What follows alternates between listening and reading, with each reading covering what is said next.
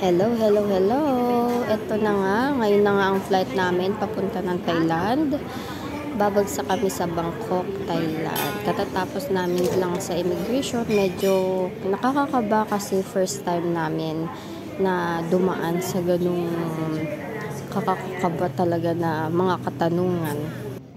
Sa mga nagtatanong at magtatanong pa lang, paano nga ba kami lampas ng immigration? Sa susunod na video, sasabihin ko yun. At ikukwento ko kung ano yung mga pinagdaanan namin. At ayan nga, inabot nga ang biyahe namin for 3 hours, eksaktong-eksakto kung ano yung sinabi nila. Kumakain na nga kami dito, pinapili kami dito kung chicken or beef. Pero as you can see, beef yung pinili namin. At kumuha din ako niya ng coffee, kaso hindi ko siya naubos kasi nga sobrang pait. At habang naghihintay kami, ayan, may movie sa aming harapan, kanya-kanya kaming screen.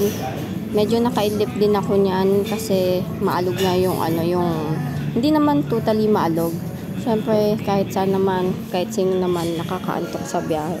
Ayan, chinek ko din yung CR nila dahil first time ko nga sa airplane. Actually, hindi ko siya first time kaso hindi ko na maalala yung batang-bata pa ako. Ayan. Ang ganda ng mga CR at malilinis. Kahit dito sa Thailand, sobrang linis ng CR. Habang inaayos ko nga tong video na to, nandito pa kami ngayon sa Thailand. Ito ang aming ika-4 na araw. Magstay kami dito for 7 days. At madami na kaming napuntahan na place. In celebration ng mga birthdays ng mga kasama ko ngayong August. Ayan, pababa na kami niya ng airport. Kasi, eksaktong 2 hours and 55 minutes nagland kami sa Bangkok, Thailand. At that time, hindi naman umuulan, hindi din mainit, sakto lang talaga siya. At yan, medyo mahaba nga yung aming pagpila dyan. At ganito nga yung itsura ng business class pag ikaw ay sasakay ng Philippine Airlines.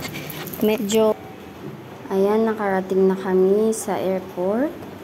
Ngayon, mag-stop kami dyan for a while kasi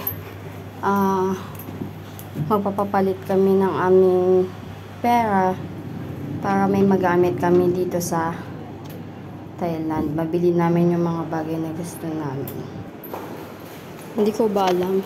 Kasi sa immigration sa Pilipinas, napakadami nilang tinatanong. Pero pagpasok namin dito ng Thailand, wala.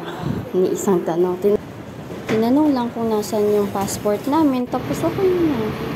Nakalabas na kami agad ng immigration. After nun, hinintay pa namin yung bagahe namin na makuha. Tapos, ayan na. Papunta na kami sa aming matutuluyan for a while, for 2 days I think. Ayun, ayan na muna. Salamat sa panonood.